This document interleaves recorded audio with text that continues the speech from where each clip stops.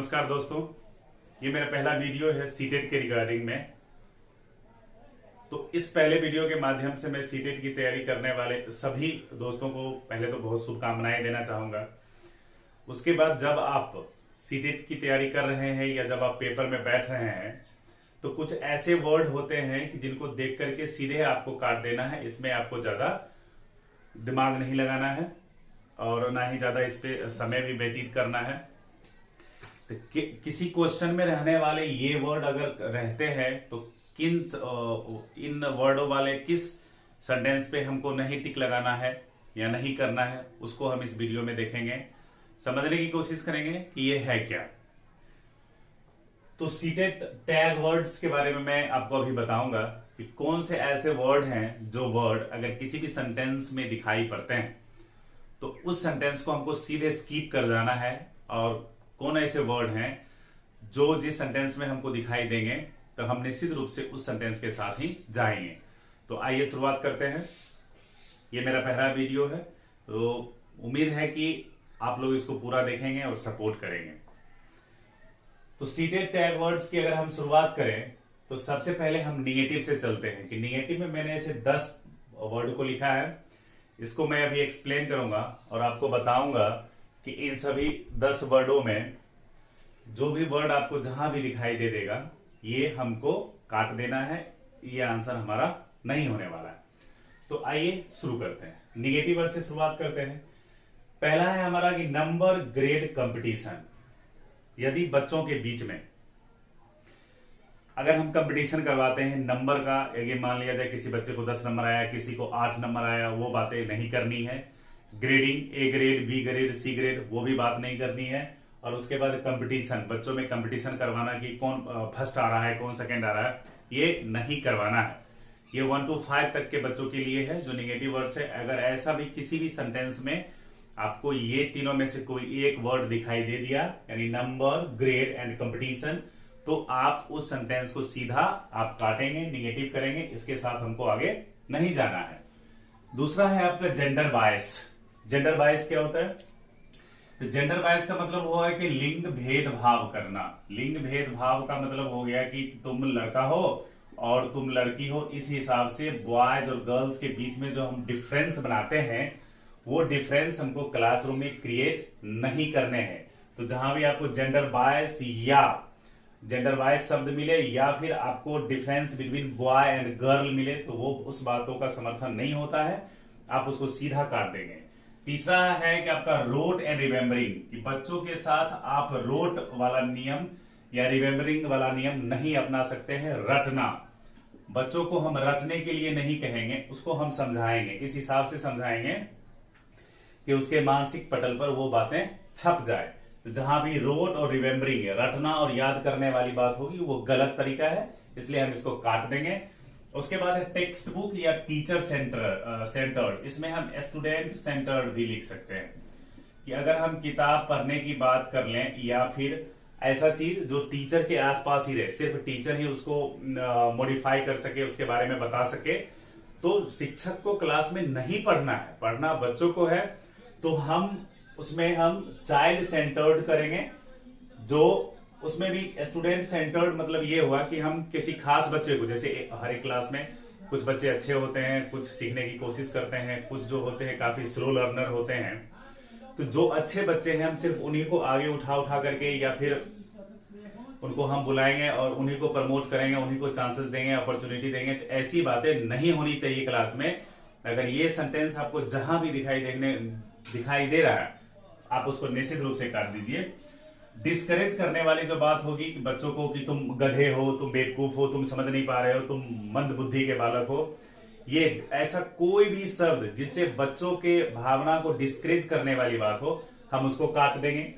उसके बाद होता है आपका कैमिंग एंड रूल्स। रटने वाली बात या रटने के लिए जो भी प्रक्रियाएं होगी उसको हमको इम्प्लीमेंट नहीं करना है। तो क्रैमिंग एंड रूल्स, जहां भी आपको दिखाई दे, क्रैमिंग का मतलब रटना हो गया, रूल्स का मतलब नियम हो गया कि आपको यहां से यहां तक रट करके इतना कविता की 4 लाइनें रट करके आना है, नहीं, ये काम कतई नहीं करना है। उसके बाद होता है पेसिव। बच्चे को पेसिव नहीं मानना है, बच्चा एक्टिव होता है। बच्चे को हम हमेशा एक्टिव मानेंगे, उसको पेसिव नहीं मानेंगे कि तुम जो है शांत से बैठो, आराम से बैठो, तुम कुछ मत लिखो, कुछ मत बोलो, नहीं, ऐसा नहीं करना है। उसके बाद है इंस्ट्रक्शन। बच्चों को हम निर्देश नहीं देंगे कि आपको ये पेज याद करके लाने हैं, ये यहां से यहां तक आपको लिखने हैं। ये जो इंस्ट्रक्शन वाली बातें हैं, हम वहां पर इंस्ट्रक्ट भी बच्चे को नहीं कर सकते हैं। ओनली ये रिलेटेड होता है कि आप किसी खास टॉपिक या किसी खास बच्चे को लेकर के अपना जो सिलेबस आगे कर रहे हैं या बच्चों को जो बता रहे हैं, ये बातें नहीं होनी चाहिए। सिर्फ और सिर्फ एक बच्चे को सेंटर में लेकर के अगर हम सारा प्रक्रिया करते हैं, ये सारी बातें गलत हो जाती है। उसके बाद है सेग्रेशन। सेग्रेशन का मतलब हो गया कि अलग करना, सेपरेट करना, अलग करना। कि तेज वाला बच्चा है, उसको क्लास में से हमने पिक किया और आगे वाले बेंच पे बैठा दिया, सामने बैठा दिया। जो तेज वाला बच्चा है उसी को हम हमेशा अपॉर्चुनिटी दे रहे हैं कि आओ बेटा तू बोल। नहीं, ये सेग्रेशन वाली बात नहीं होनी चाहिए क्लास में। उसके बाद है लेक्चर। आप बच्चों के सामने जो 1 to 5 क्लास में पढ़ रहे हैं, उनके सामने आपको लेक्चर नहीं बताना है। ये नहीं बताना है कि हम बच्चों को सिखाने जा रहे हैं, बच्चे को ये बताने नहीं जा रहे हैं कि देखो तुम्हारा टीचर कितना सीखा हुआ है या कितना जानकारी है इसके पास। No, never. तो अगर ये सारी बातें आपको मिल रही है सेंटेंस में और बच्चा को ब्लैंक पेपर, जिसको हम लोग मन बुद्धि बोलते हैं ना, कोरा कागज, या फिर उसका मेक फन बनाना, मजाक बनाना कतई नहीं करेंगे। तो ये सब कुछ ऐसे वर्ड हैं जो वर्ड आपको सेंटेंस में जहां भी दिखे सीधा उस सेंटेंस को काट देना है, उसमें दिमाग लगाना ही नहीं है। इसलिए यह शॉर्ट वीडियो रहेगा। निगेटिव टैग्स ऐसे टैग्स होते हैं जो सीटेट के पेपर में आने वाले चाइल्ड पेडागोजी में जहां भी आपको दिखे आप उसको सीधा काट देंगे, वो सही आंसर नहीं होता है। इसका मतलब हुआ कि अगर कोई ऑप्शन आपको, कोई प्रश्न दिया गया है, उसमें से 4 ऑप्शन दिए गए हैं, उन चारों ऑप्शन में कहीं डिस्करेज, कहीं पैसिव, कहीं ओनली और कहीं नन ऑफ दिस दिया गया है, तो ये तीनों ऐसे वर्ड हो गए जो हमारा आंसर कभी होगा ही नहीं, तो हम इसमें माथा लगाएंगे नहीं, तो हम इसको छोड़ देंगे, नन ऑफ दिस में सीधा टिक कर देंगे, आपका आंसर बिल्कुल सही हो जाएगा। तो एक बार और हम इसको रिवाइज कर लेते हैं कि नंबर ग्रेड कंपटीशन, जहां भी नंबर वाली बात हो, ग्रेडिंग वाली बात हो, कंपटीशन वाली बात हो, वो हमारा आंसर सही नहीं होता है। जेंडर वायस, लिंग भेदभाव हम नहीं करेंगे। रोट, रिमेंबरिंग, रटंत विद्या पे हम ज्यादा ध्यान नहीं देंगे। टेक्स्ट बुक टीचर सेंटर नहीं होना चाहिए। शिक्षक के इर्द गिर्द ही आपका क्लास घूमे, शिक्षक क्लास में आवे, पढ़ा दे, चले जाए, ये बातें नहीं होनी चाहिए। डिस्करेज, बच्चे का हम मनोबल नहीं तोड़ेंगे। क्रैमिंग एंड रूल्स, नियम नहीं बनाएंगे कि आपको ये याद करने हैं, इतने पन्ने याद करने हैं। पैसिव, बच्चा पैसिव नहीं होता है, वो हमेशा एक्टिव होता है, वो हमेशा सतर्क रहता है, तो आपको उसको सिखाना है। इंस्ट्रक्शन, गाइडलाइन या ऐसा कुछ नियम, हार्ड नियम हम बच्चों को नहीं देंगे। ओनली, सिर्फ एक ही बच्चा आपके क्लास में नहीं है, इसलिए जब भी हम इसको करेंगे तो एक बच्चे को लेकर के हम क्लास में नहीं चलेंगे। उसके बाद होता है आपका सेग्रेशन, बच्चे को अलग नहीं करना है, तेज वाला आगे आओ ऐसा करके। फिर उसके बाद लेक्चर, आप बच्चे के क्लास में लेक्चर कतई नहीं देंगे। और उसके बाद ब्लैंक पेपर, कोरा कागज, कि बच्चा बिल्कुल ये सीख नहीं पा रहा है, मंदबुद्धि है, ऐसा कुछ भी आपको नहीं बोलना है। ये जो वर्ड है आपके सेंटेंस में कहीं भी दिखाई दे दे, पेपर में कहीं भी ये सेंटेंस अगर आपको दिखाई देता है, तो निश्चित रूप से आप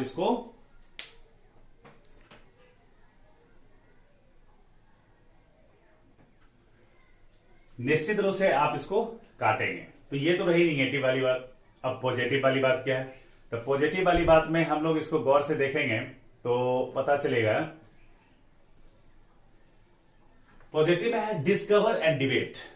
बच्चों के अंदर हमको एबिलिटी क्रिएट करना है to discover something, to debate over a particular topic.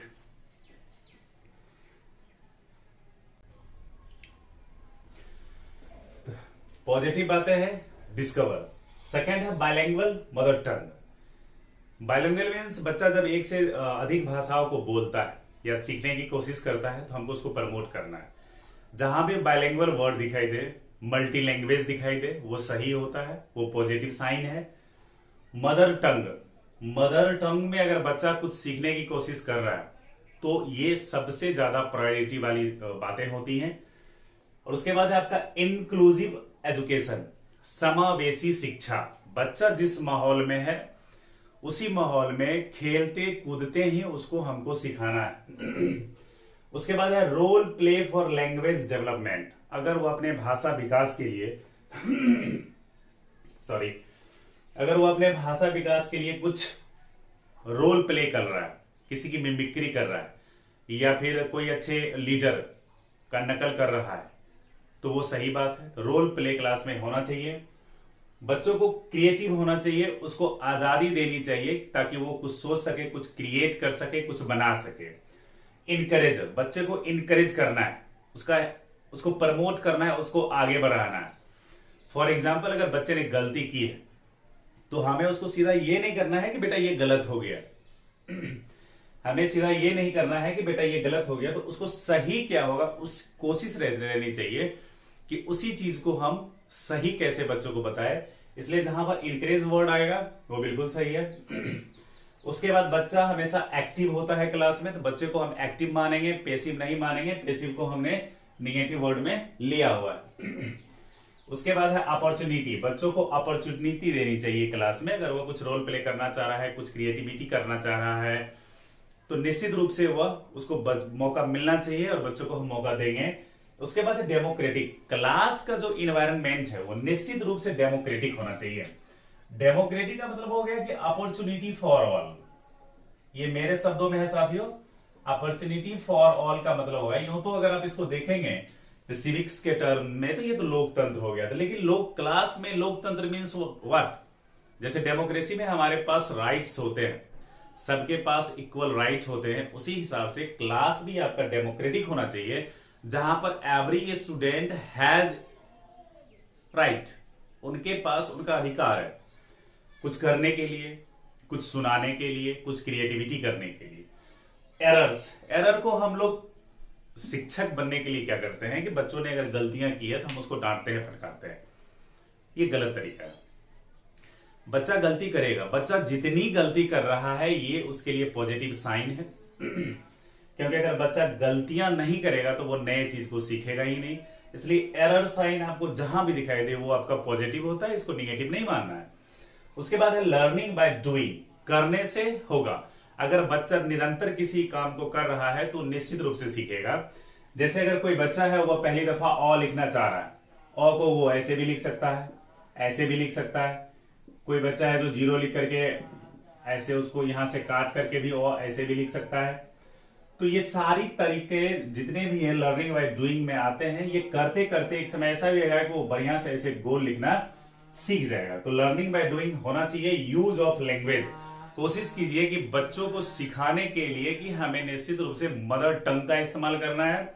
जरूरत नहीं है, जब बेसिक शिक्षा हमको उसको देना है ना, तो बेसिक शिक्षा में अगर बच्चा मदर टंग से सीख रहा है तो ये बहुत बढ़िया साइन है, उसको हम सिखाएंगे। उसके बाद है ब्रेन स्टॉर्मिंग। ब्रेन स्टॉर्मिंग एक प्रोसेस होता है,